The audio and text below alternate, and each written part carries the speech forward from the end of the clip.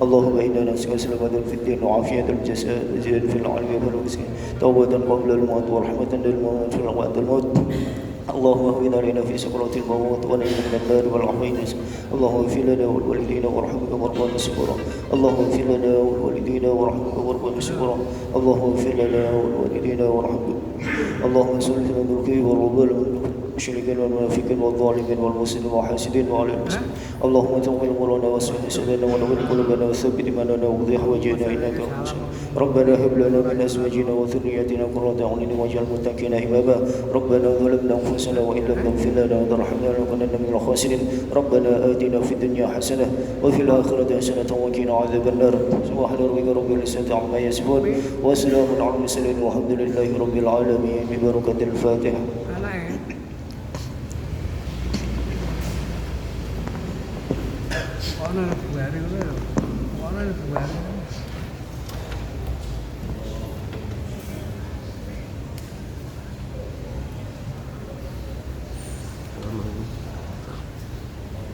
Ya. Tukangnya